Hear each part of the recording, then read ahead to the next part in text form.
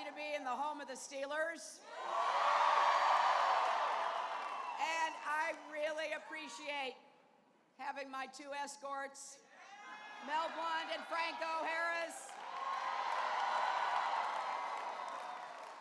I am very grateful to have this chance to be in Pittsburgh so close to this election. Now, I know the Steelers have a big game on Sunday against Baltimore. Let's hear it for Coach Tomlin and the team. His wonderful wife, Kia, is here, and I'm very proud to have the support of Dan Rooney and Pat Rooney and the entire Rooney family. Dan was a great ambassador to Ireland when I was Secretary of State, and wherever he goes, he's a great ambassador for Pittsburgh. So I thank Dan, and I thank Jim Rooney, who was so helpful in putting this together, and everyone from the Steelers family. Now, you've just heard two terrific speeches, haven't you?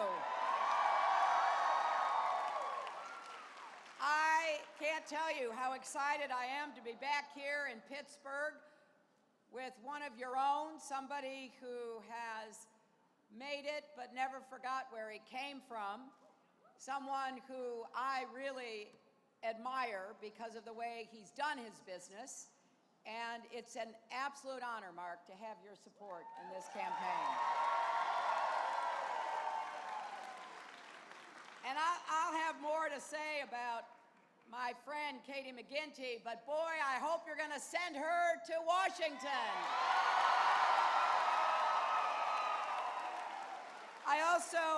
I want to recognize my friend and former colleague, Senator Bob Casey, who is here.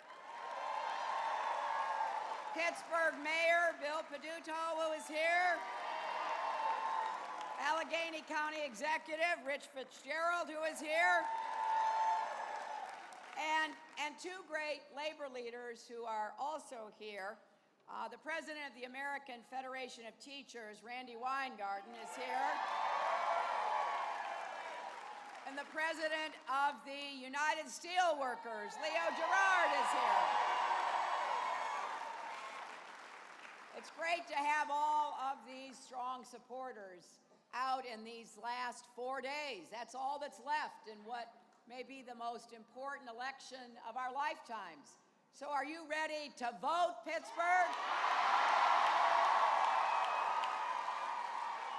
Are you ready to volunteer for these last 4 days to get out the vote? Are you ready to elect Katie McGinty to the United States Senate? I'll tell you, I've known Katie. She's a real fighter, and she will be the kind of independent voice that Pennsylvania families deserve. And unlike her opponent, she's never been afraid to stand up to Donald Trump. And now let me ask you, are you ready to choose our next president and commander-in-chief?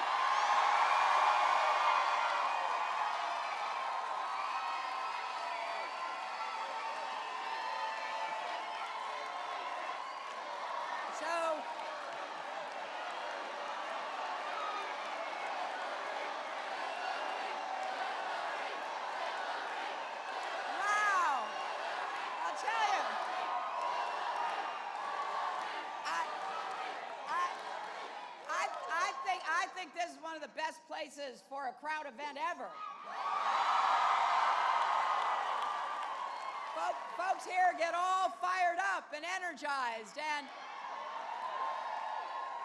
I have to ask you, did any of you see any of the debates? Well, I spent 4.5 hours standing next to Donald Trump,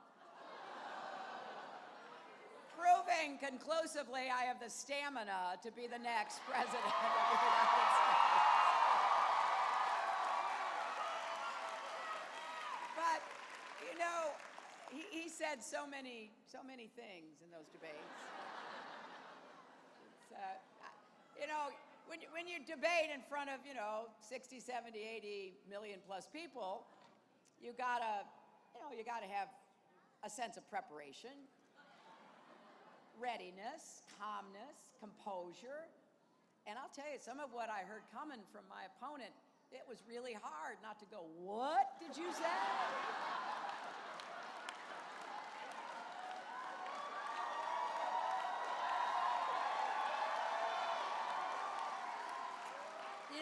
He kept saying things like, "Well, what have you done for 30 years?" And, well, we know what he's done for 30 years. And, I mean, back in the 70s, he started with discriminating against African Americans and Latinos by refusing to rent them apartments in New York. He has a long history of insulting people. It did not just start in the campaign. You can go back and find what he said about all kinds of folks. And one of the things I discovered in preparing for the debates, which I was kind of surprised by, is that he took out a full-page ad in 1987 to criticize President Reagan. So he is a equal opportunity insulter. But I did choose a different path from him. I have spent my career fighting for kids and families, and I'm proud that I have.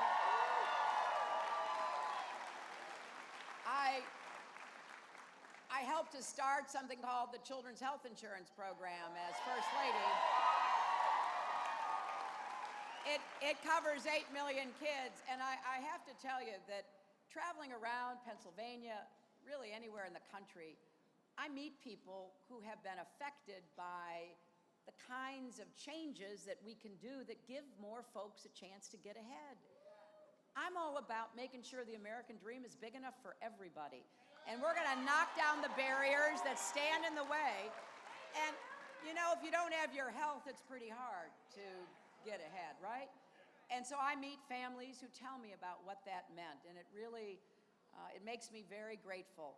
And I was a senator from New York on 9/11, and I spent my 8 years in the Senate helping to rebuild New York, keep us safer at home, and to provide health care to our brave first responders, our firefighters, our police, our EMTs, who ran toward danger.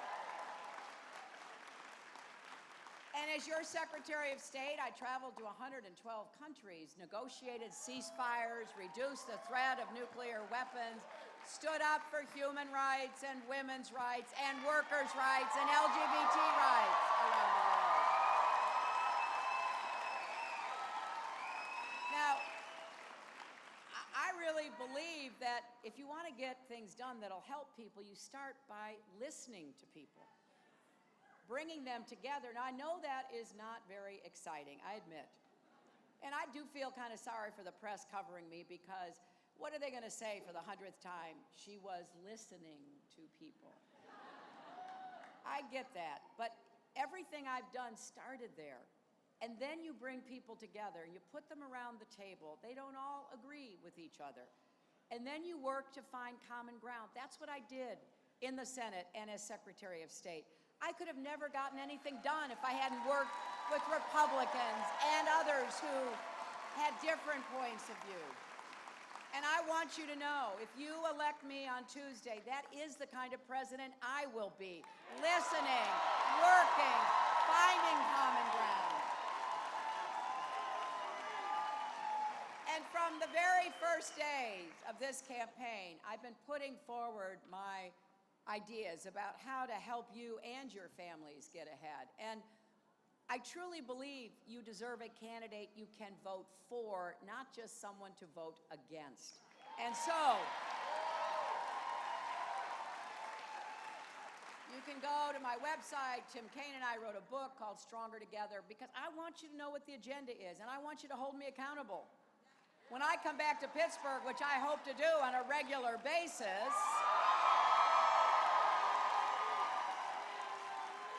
I want people to say, hey, I saw where you wanted to do more on infrastructure. How's that going? How many new jobs do we have? What kinds of opportunities do we have with clean, renewable energy jobs? What about raising the national minimum wage? Now, one way or another, America is going to have a new president on January 20th, right? And people say all the time, well, they want change. Well, we will get change. Change is inevitable. That is certain. The question is, what kind of change are we going to have? And here's where I think the choice could not be clearer. Are we going to build a stronger, fairer, better America, or are we going to fear each other and the future, hunker down against each other? I don't think that will lead to anything positive. And what I hope we will do in this election in these remaining 4 days is to think about the kind of country we want. Imagine what we can do together. Every time I come into Pittsburgh now, because I started driving through Pittsburgh decades ago, because my dad was from Scranton and we drove through Pennsylvania every year and we took different routes and we went to different places. And I, with my own eyes, have seen the ups and the downs of this great city. And now when I drive in, what do I see? I see a positive, optimistic, confident city, making progress, moving forward. And I don't think you do anything in life unless you kind of imagine what it'll look like, and then you get to work to do it. That's how Mark has built these great companies. Right here in Pittsburgh, when he was a young guy and working hard for everything he had, he got a chance to start imagining. And then he got a chance to start acting and producing results. Well, that's the way it works. That's the way it works with the Steelers, right? I mean, people imagine what the team can be like. They plan. The coaches, they work hard. The players like Mel and Franco, they practice, they plan. You don't just say, hey, just get out in the field, do whatever you want. That's not the way it works, my friends. And so what I'm hoping is that we will imagine two different Americas. Just for the sake of this exercise, imagine it's Donald Trump standing in front of the Capitol. And we already know a lot about him. Someone who demeans women, mocks people with disabilities, insults African Americans and Latinos, and demonizes immigrants and Muslims and pits people against each other instead of pulling us together. And think about what it would mean to entrust the nuclear codes to someone with a very thin skin who lashes out at anyone who challenges him. Imagine how easily it could be that Donald Trump would feel insulted and start a real war, not just a Twitter war at 3 o'clock in the morning. Imagine what it would mean for our economy to have someone who built his career exploiting workers, stiffing small businesses. Now, you heard earlier from Andrew Tesoro. He designed a building for Donald Trump. Trump told him he loved it. It was one of his golf courses. And then Trump would not pay the bill. Now, Andrew didn't have the resources to sue the Trump organization. So Trump just walked away from what was owed. This is someone who personally signed, not some executive, he personally signed a contract with a union-busting firm to keep workers at one of his hotels from being able to organize and bargain collectively. And just yesterday, Donald Trump was told he was breaking the law by not negotiating with his hotel workers in Las Vegas. And we know, and the steel workers sure know, he chose to build 2 of his buildings with Chinese steel and aluminum instead of supporting America's steel industry and American steel workers. Everywhere he goes, he leaves people behind. You know, one of my goals as president is to encourage more companies to do what Mark did with profit sharing. If any of you were with us when Mark endorsed me, Tim Kaine and I were here in Pittsburgh, and he talked about how he has shared the profits of his company, including the profits he gained when he sold his companies. I think you told me, Mark, you made 300 millionaires at your first company.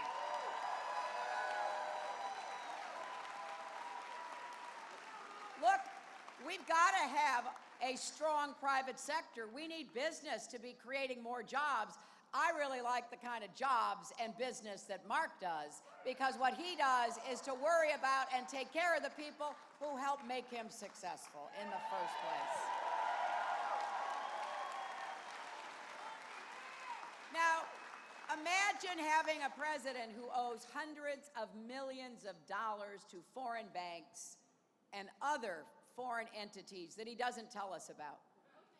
Ask yourself, so if he's sitting across the table negotiating with people from those countries, is he going to put his own financial interests ahead of America's interests? I can tell you this, when I'm sitting across the table from the Russians or anyone else, I know who I'm representing, the American people and our interests. Now, my friends, we got some good news this morning. Our economy created 161,000 jobs last month. That is 73 straight months of job growth.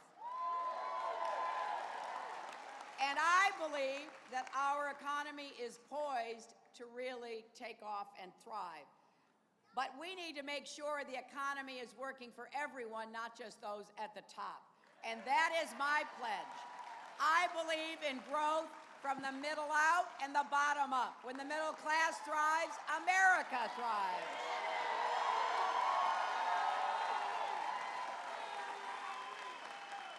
Donald Trump believes something different. He wants an economy that works for him. That's why he wants to give the biggest tax breaks in